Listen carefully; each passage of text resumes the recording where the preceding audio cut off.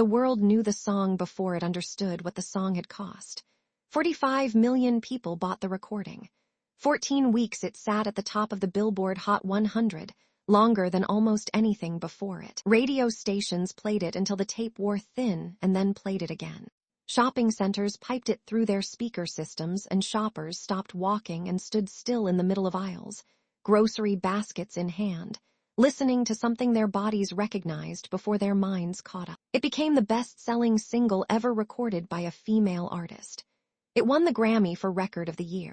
It was performed at weddings and funerals and graduations and sporting events, and in living rooms by people who could not sing, but who tried anyway, because the song seemed to demand participation in a way that most songs do not. It is, by any reasonable measure, one of the most successful recordings in the history of popular music, and almost none of the people who loved it knew the full story of how it came to exist. They did not know about the night in a Lowe's Angels recording studio when everything almost went wrong. They did not know about the argument between Whitney Houston and the producer who had been hired to help her. They did not know about the specific decision, made in a moment of creative stubbornness, that produced the opening that would become the most imitated and most parodied moment in the history of popular music. They did not know about the man sitting outside the recording booth who heard what was happening and understood, in real time, that something extraordinary was being made. They did not know about Dolly Parton, who wrote the song in a car in 1973 while crying over a man who did not want her, and who heard what Whitney Houston did with her creation and wept for an entirely different reason. And they did not know that the song, which the world understood as a declaration of love, would eventually become something else: a farewell, a eulogy, a vessel for grief that no one had anticipated when the recording was made, and that Kevin Costner felt in his chest every time he heard it after February 11, 2012. This is the real story of I Will Always Love You, not the version that appears in music documentaries or in the breathless retrospectives that the entertainment industry produces when it wants to celebrate itself. The version with the arguments and the fear and the moments of doubt and the specific creative decisions that could have gone differently and almost did. The version that begins not in 1992, but in 1973, in a car somewhere in Tennessee, with a young woman named Dolly Parton writing a breakup song that she hoped would be kind. Dolly Parton wrote I Will Always Love You in 1973 as a farewell to her professional partner and mentor Porter Wagoner, from whose television show she was departing after 7 years in order to pursue her solo career. The song was, in its original context, a piece of professional correspondence expressed through melody and lyric, a way of saying thank you and goodbye to someone who had given her an opportunity, and who was hurt by her decision to move on. Parton understood that Wagoner felt betrayed by her departure. She understood that he might not accept a conventional explanation. She believed that music might communicate what ordinary language could not, and so she wrote him a song. The song said, essentially, that she was leaving, but that she was leaving with love intact, that whatever the future held for both of them, the affection and gratitude she felt for what they had shared would not diminish with distance or time. I will always love you. Present tense, but directed into the future. A gift shaped like a promise. The recording Parton made of the song in 1973 reached #1 on the country charts, which was gratifying but not entirely surprising given the quality of the material, and the reputation Parton had been building throughout her years with Wagoner. What was more surprising was the song's durability, its refusal to belong only to its original moment. Parton re-recorded it in 1982 for the film The Best Little Whorehouse in Texas, and the re-recording also reached #1 on the country charts, making Parton one of the very few artists in history to achieve that distinction with the same song in 2 different decades. The song had proven itself capable of carrying different emotional freight at different moments in a performer's life, which is one of the marks of a composition built on something deeper than a single biographical circumstance. Porter Wagoner eventually forgave Parton for leaving. He heard the song and understood that it was a form of love rather than a form of dismissal. They remained connected for the rest of his life. By the time The Bodyguard was in development in the early 1990s, I Will Always Love You was a known property in the country music world, a standard with a specific identity and a specific audience. What it was not yet was a pop song. It had not crossed over. It lived in the country idiom in which it had been created, with the particular instrumental textures and vocal approaches of that genre, and the people who loved it in that specific form. The idea that it could be transformed into something else, something that would reach not millions, but tens of millions of people across every genre and demographic category, was not obvious. It required an act of creative imagination that looked, at the time it was proposed, more like a gamble than a strategy. The person who proposed it was Kevin Costner, and the way he proposed it tells you something important about both the man and the friendship that had developed between him and Whitney Houston during the making of The Bodyguard. He had been listening to the Dolly Parton recording at some point during the production of the film, and something about the song's emotional architecture struck him as right for the moment he was trying to create. The film needed a song that could function as a climax, that could carry the weight of everything the relationship between Frank Farmer and Rachel Marin had accumulated over the course of the story, and release it in a form that audiences could feel in their bodies. He played the Parton recording for Whitney. He told her that he thought she should record it for the soundtrack. Whitney's initial reaction, by the accounts of people present for the conversation, was skepticism. The song was a country song. She was not a country artist.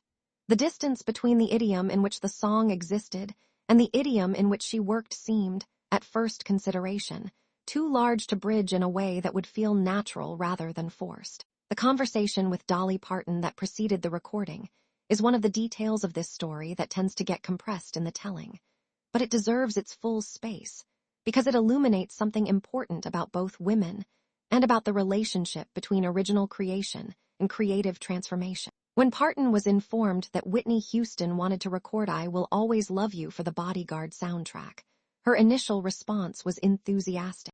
She had enormous respect for Whitney's voice and understood instinctively that what Whitney could do with a melody was categorically different from what any other living singer could do with the same material. She gave her blessing without hesitation. There was, however, a condition attached to that blessing, a condition that would eventually create one of the most significant creative conflicts in the recording's development. The condition concerned the song's arrangement. Parton had been informed that the producers working on the soundtrack were considering a significant restructuring of the material, including the possibility of adding a rap section to the track. This was 1992. Rap was transforming popular music in ways that the industry was only beginning to understand, and the instinct to incorporate rap elements into mainstream pop recordings was, from a commercial standpoint, completely reasonable. But Parton was firm. She had written the song as a piece of whole cloth. She had specific feelings about what it was and what it was not, and a rap section struck her as something that would rupture the song's emotional integrity rather than enhance it. She made her position clear through her representatives. The rap section was removed from consideration before the recording sessions began. This decision, which Parton made from a place of creative conviction about her own work, turned out to be one of the most commercially consequential decisions in the song's long history. The song that reached 45 million people was the song without the rap section. The song with the rap section would have been something different, and it is impossible to know whether different, in this case, would have meant better or worse. What is certain is that Dolly Parton trusted her instincts, and her instincts were right.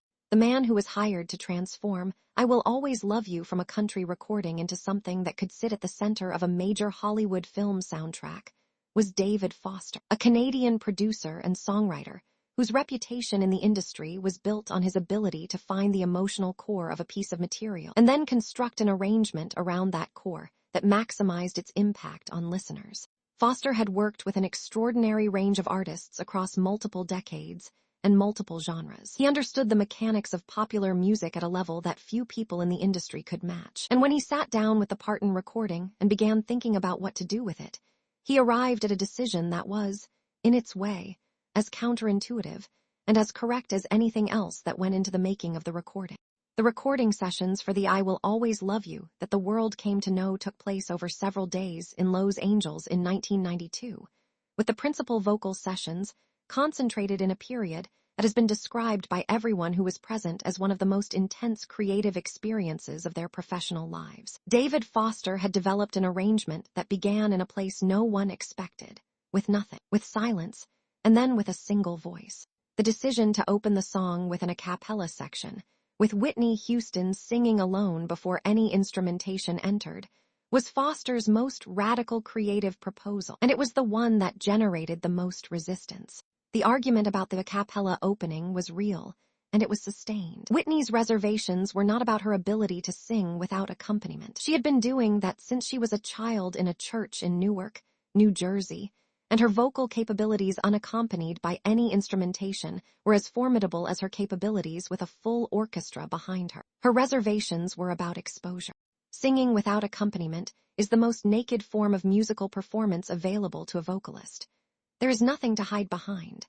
Every quality of the voice, every nuance of pitch and tone and breath control and emotional intention is fully visible to the listener in a way that even the most minimal accompaniment can partially obscure. Whitney was, despite her extraordinary gifts, not a person without vulnerability when it came to her work. She cared deeply about whether what she was making was good. She cared about being heard correctly. She was not afraid of the work, but she was aware of what the work cost. And standing in front of a microphone with nothing around her voice to support or cushion or contextualize, it was a cost she wanted to think about carefully before agreeing to pay. Foster's argument for the a cappella opening was essentially that the exposure Whitney feared was precisely the point. The song was about love that endures beyond circumstances, love that remains when everything else has been stripped away. What better formal expression of that idea than a voice that arrives alone, that announces itself without apology or decoration, that says here, I am in the most direct and unmediated way possible, before the world of instrumentation and arrangement and production gathers around it. The opening was not just an arrangement decision. It was a statement about what the song was. And Foster believed, with the conviction of someone who had spent decades understanding how music worked on people, that Whitney's voice alone, in those first seconds, would do something to listeners that no amount of orchestral preparation could accomplish. Whitney agreed, not immediately, and not without the kind of negotiation that serious, creative people engage in when they are deciding together what something should be. But eventually, after more than one conversation and more than one trial run in the recording booth, she agreed. And then she went into the booth and sang the opening of I Will Always Love You alone, with no accompaniment, and everyone present in the studio understood within the first 5 seconds that what they were hearing was something that would not be forgotten. Kevin Costner was present for at least some of the recording sessions, a fact that is not always mentioned in accounts of the song's creation, but that matters because of what his presence represented and what he witnessed. He was there not as a producer in the technical sense, not as someone with decision-making authority over the arrangement or the performances, but as someone with a stake in the material and a relationship with the artist that gave him a different kind of presence in the room. He sat outside the recording booth during some of Whitney's vocal sessions and listened to what was happening inside. And the people who were with him during those sessions have described a man who was visibly affected by what he was hearing in a way that went beyond professional assessment. When Whitney sang the cappella opening for the first time in a form close to what appears on the finished recording, the reaction in the control room was described by multiple people present as a kind of suspension of ordinary activity, a moment in which the people who were supposed to be doing things with equipment and sound levels and technical parameters simply stopped doing those things and listened. Producers and engineers who had spent careers in recording studios and who had heard extraordinary performances in controlled environments before found themselves responding to this one with something that felt less professional and more personal. Kevin Costner, sitting away from the technical equipment, reportedly said nothing for a long moment after the performance ended. When he did speak, what he said was simple. He said that was it. That was the thing.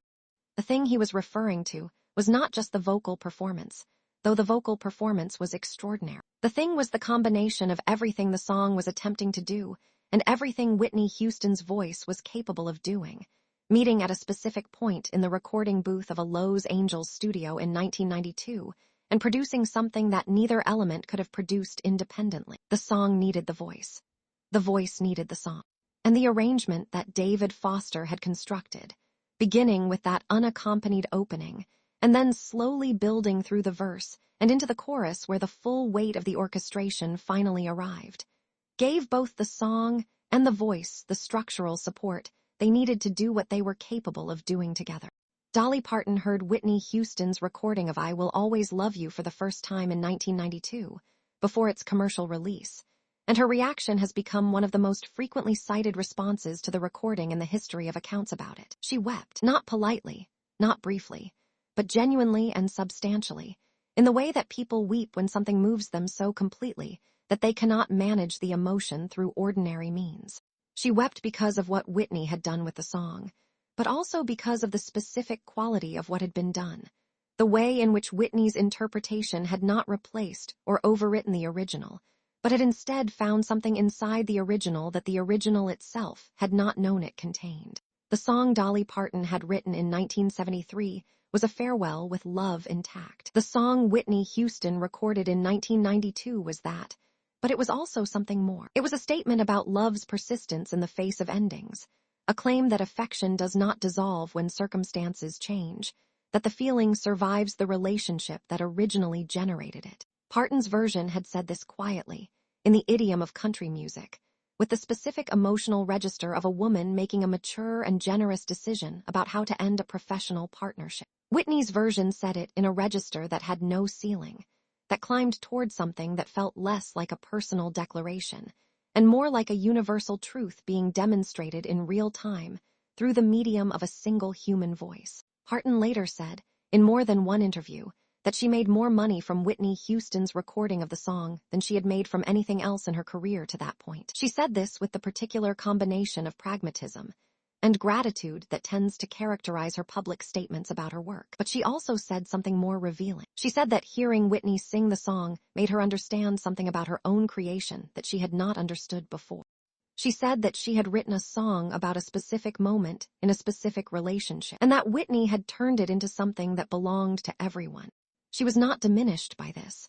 She was enlarged by it. The generosity with which Parton responded to what Whitney had done with her material is itself part of the story of the recording, evidence that great creative work tends to generate more generosity than jealousy in the people most directly affected by it. The Bodyguard opened in theaters in November 1992, and the soundtrack was released simultaneously, a coordination that the film's producers had planned carefully in the understanding that the music and the film would amplify each other in ways that benefited both.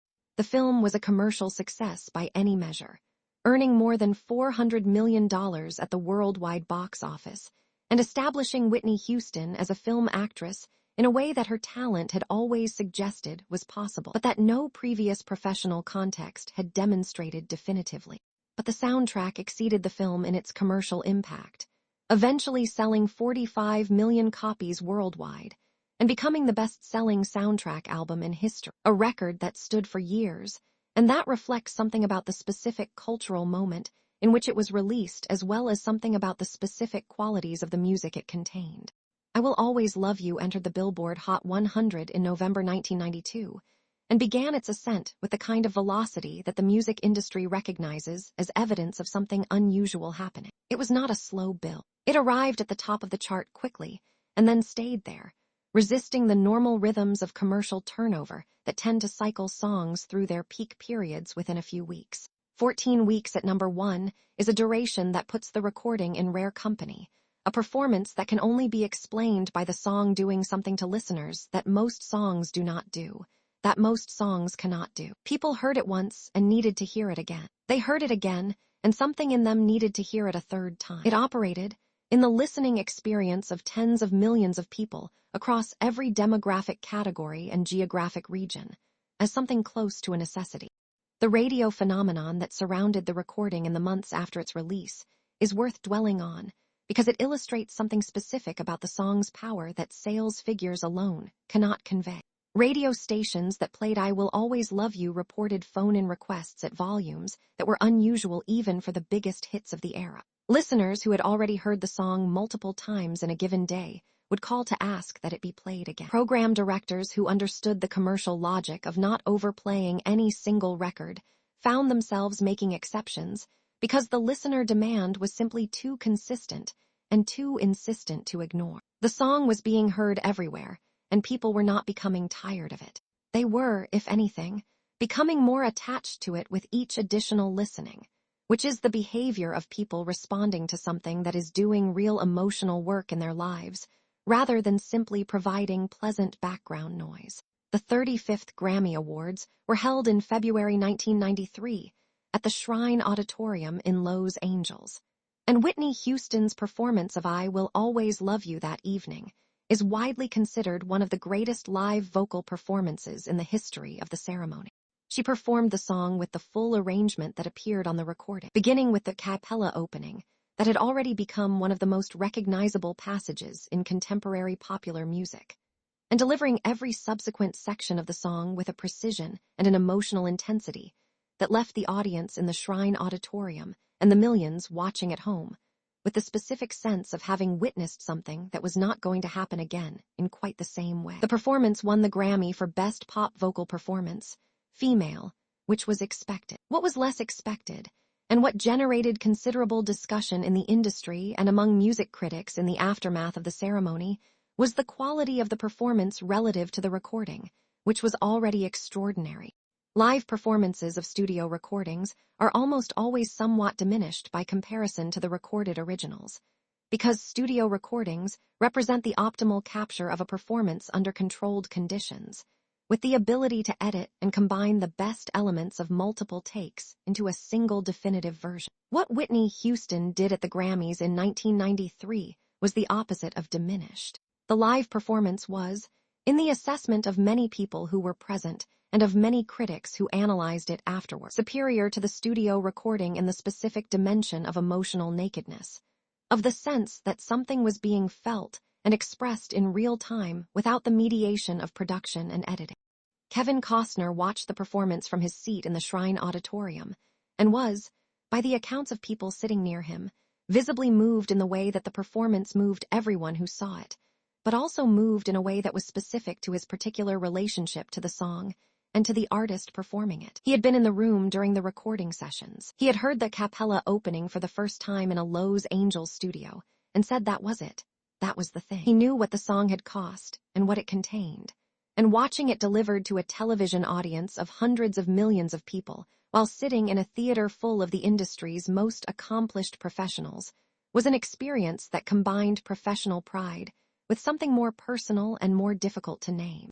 Every significant piece of popular music has a second life, a period after its initial commercial moment in which it settles into the culture and begins to accumulate new meanings and new contexts that the people who made it did not anticipate and cannot control. I Will Always Love You had a second life that was unusually rich, and that reflected the specific qualities of the recording, its emotional range, its formal perfection, its capacity to function as the right song for an enormous variety of human circumstances. It was sung at weddings because it was a love song. It was sung at funerals because it was also a farewell. It was performed at graduations and at retirement parties and at the end of relationships and at the beginning of new ones. It traveled into contexts that had nothing to do with the film that had originally delivered it to the public, becoming something that people reached for when they needed to express something that resisted ordinary language. The versions of the song that other artists recorded in the decades after Whitney's original are too numerous to count, and they span genres and cultures and levels of technical accomplishment in ways that reflect the breadth of the original's influence. Artists who had no connection to Whitney Houston, no connection to Kevin Costner or The Bodyguard, no connection to the country music tradition from which Dolly Parton had drawn when she wrote the original, heard the song and felt compelled to engage with it. This is what happens when a piece of music achieves the status of a standard, which is a word the music industry uses to describe a composition that has transcended its original context and become available to be reinterpreted indefinitely without losing its essential identity. I Will Always Love You became a standard, not in the way that most standards become standards, gradually, and through the accumulation of many performances over many years, but almost immediately, because the Whitney Houston recording had so completely defined the song's emotional possibilities that anyone who heard it understood at once that this was material worthy of permanent engagement. Dolly Parton, who continued performing her original version throughout this period, was characteristically gracious about the cultural dominance of the Whitney Houston recording.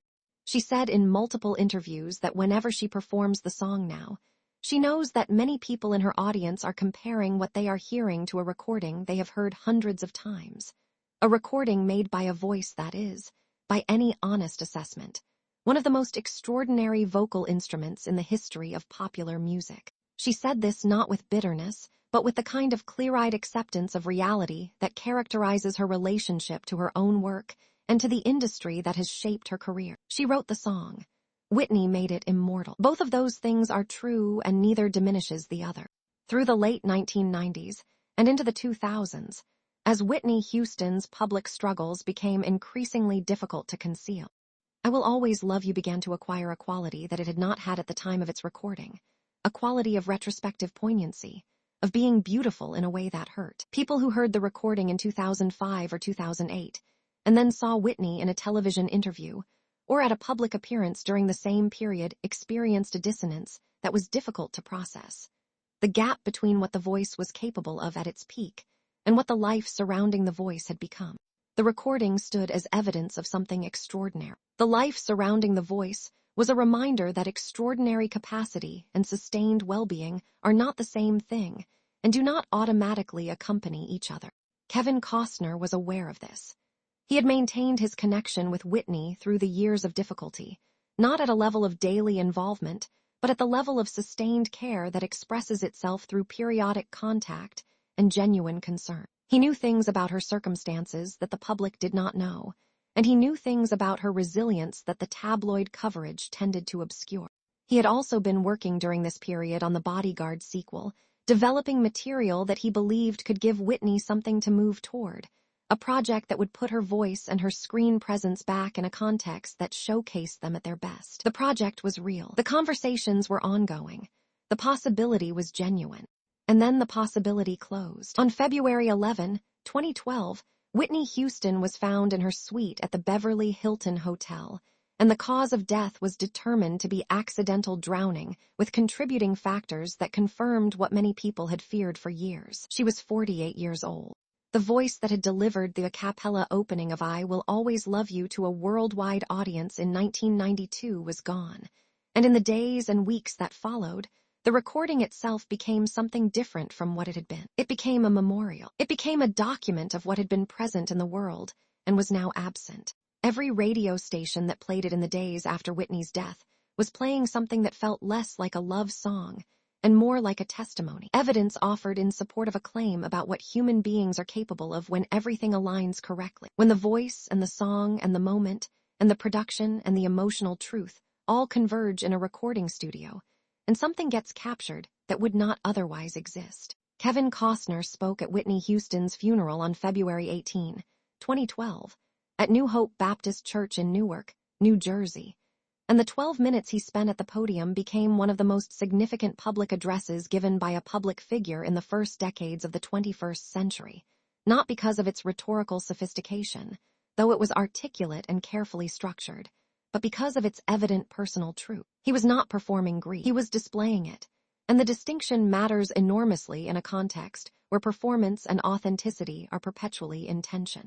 In the course of those 12 minutes, he spoke about the making of The Bodyguard and about Whitney's fears, and about the specific way he had tried to address those fears during the production. He spoke about her humor and her intelligence and the quality of her attention when she was fully present in a conversation. And he spoke about I Will Always Love You, not in detail and not with the kind of insider account that this telling is attempting, but in a way that made clear what the song had meant to him and what it had meant to her, and what it continued to mean in the context of her absence. He did not play the recording during his remarks. He did not need to. The song had been present in the church for years, played in the memories of everyone sitting in the pews and everyone watching at home, played by the cultural accumulation of 20 years of hearing it in circumstances that ranged from joy to grief, and that had, by February 2012, included enough of both to give it a weight that no arrangement or production could have added. The song was already doing what it was designed to do, which was to express something about love's persistence in the face of endings. The ending had arrived. The love persisted. And the song, which Dolly Parton had written in a car in Tennessee in 1973, while crying over a man who did not want her, and which Whitney Houston had recorded in a Los Angeles studio in 1992, after arguing with her producer about the cappella opening that would become one of the most recognized passages in popular music history, and which Kevin Costner had championed because he heard in it something that was right for the moment he was trying to create, continued to mean what it had always meant, which was everything that cannot be said in ordinary language about the love that survives the conditions that originally generated it. 45 million copies of the Bodyguard soundtrack were sold. The recording of I Will Always Love You that appears on that album has been heard by a number of people that exceeds the capacity of any figure to represent accurately, because hearing is not the same as purchasing, and the song has been heard by people who have never purchased anything, who encountered it on the radio and in shopping centers, and in films and television programs that used it, and in the humming of strangers in elevators, and in the performances of school children at talent shows, and in karaoke bars on Friday nights in cities and towns on every continent. It exists in the auditory memory of hundreds of millions of people, which is a kind of immortality that is different from the immortality of recorded music in the abstract, and closer to the immortality of something that has genuinely become part of the texture of shared human experience. Dolly Parton is still alive and still performing. She still sings "I Will Always Love You" at her concerts, and she does so with the full awareness that what she is offering her audiences is the original version of something that most of them know primarily in a different form. She has spoken about this with characteristic humor and characteristic depth. She has said that the song has had more lives than she has, which is probably true. She has said that Whitney Houston did what only the greatest singers can do, which is to take someone else's words and melody and make them feel like the expression of something that could only have come from inside herself. She has said that she cries every time she hears the Whitney version, which she has heard thousands of times, and that she does not expect to stop crying. Kevin Costner continues to speak about Whitney Houston when the context makes it appropriate, which is to say when he is asked directly, and when the conversation is one he judges worthy of the subject. He does not offer the story casually. He does not trade on the friendship for professional advantage. But when he speaks about her, what he says reflects someone who understood her better than most, and who has carried the weight of that understanding with the seriousness it deserves. He has said that the recording of "I Will Always Love You" is the thing he is most proud of having been involved in, which is a remarkable statement from someone who has been involved in a great deal of work that the world has recognized and celebrated. He has said that he thinks of the song as a kind of distillation of everything that was best about Whitney Houston, the courage and the talent, and the willingness to be completely exposed in the service of something true.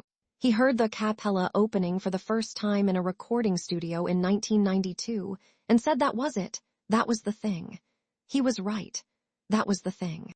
And the thing has not diminished with time, but has instead continued to grow, accumulating meaning the way that great works always accumulate meaning, by proving itself adequate to circumstances that the people who created it could not have anticipated, and that demonstrate, over and over again, that what was made was built on something solid enough to bear whatever the world brings to it. The world brought grief to it.